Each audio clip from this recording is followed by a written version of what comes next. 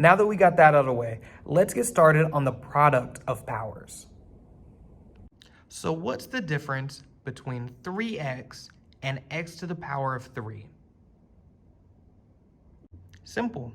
3x is going to be 3 multiplied by x. These are two bases, meaning they both have an invisible exponent of 1.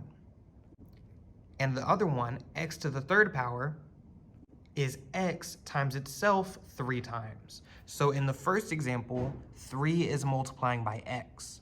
That's very different than x multiplying by itself 3 times, but that's the big difference.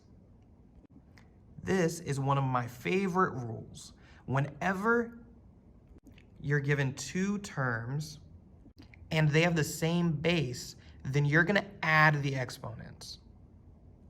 So in this example, what we have is 2 to the power of 2, which is just 2 times 2, and we're multiplying that by 2 to the third power, so 2 times 2 times 2. So what we have is 2 times 2 times 2 times 2 times 2. So we'll see that's 5 times. You'll notice we could add up this exponent and this exponent, and we would get 2 to the power of 2 plus 3, which is 2 to the 5th power. So let's look at the next example. We have 3 and 3. Notice we're only paying attention to the base. And since they're the same number, the base is going to stay the same, and we're going to add their exponents. So we'd have 3 to the power of 4 plus 5. Just to show you what that looks like, for this first term, we have 3 to the 4th power. So we have 3 times 3 times 3 times 3. And we're multiplying that by 3 to the 5th power, which is 3 times 3 times 3 times 3 times 3. And if you add up how many times you did that, you get 4 plus 5, which is 9. So we get 3 to the power of 9. Again, we're going to do this a lot faster. So we have the same exact base in this next example. We have 11 and 11. So our base is going to be 11. And our exponents are 6 and 8. We're going to add those. So we get 6 plus 8. So we have 11 to the 6th power, which is 11 times 11 times 11 times 11 times 11 times 11 times 11 to the 8th power. So if we count out how many 11s there are, what do you get?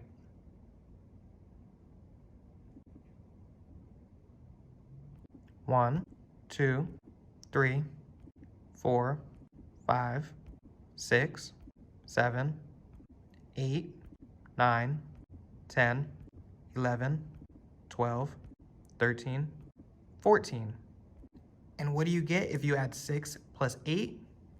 You'd get 14. So we have 11 to the power of 14. Now let's look at the next example.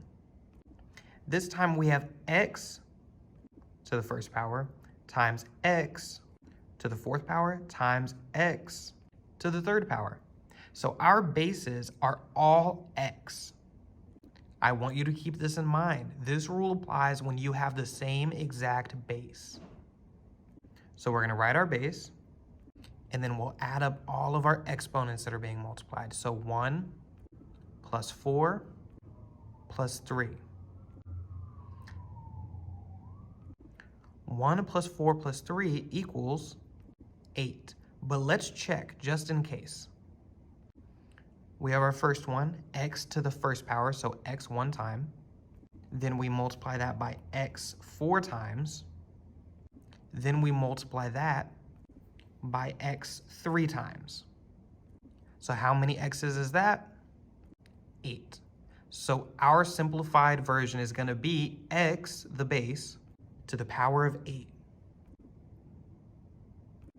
These next two examples are going to be a little bit different, so I want you to pay close attention. You remember how in the beginning I said that 3 times x Those are two bases, so they're separate. They both have their own exponents. This is different from something like this. So what I want you to do is separate these bases. So we have a base of 2 and a base of x. The 2 has an invisible exponent of 1. Now let's do that for the next one. 3 is a base, so we're going to separate that. And x is a base, and this one is to the power of 13. And 3 has an invisible exponent of 1. So whenever we see terms like this that are being multiplied and they have two bases in each term, so a constant and a variable, and then an exponent, I want you to separate it out like this. That way, you can take the things that have the same base, so x, and you can rearrange them. So what I'm going to do is these regular numbers, the coefficients, I'm going to take those and move them to the front. So we have 2 times 3, and then we also have times x to the 13th. So this is a lot easier than it seems. All we're going to do is multiply those two coefficients, 2 and 3, and we're going to get 6. Then we're left with x to the 7th times x to the 13th. To multiply these, all we have to do is add the exponents. So 7 plus 13, which is 20. So now we bring our coefficient over, and then x, and then our exponent, 20. So our answer is 6x to the power of 20. And then we have the last example. So we have the coefficients 5 and 2. We're going to separate those out.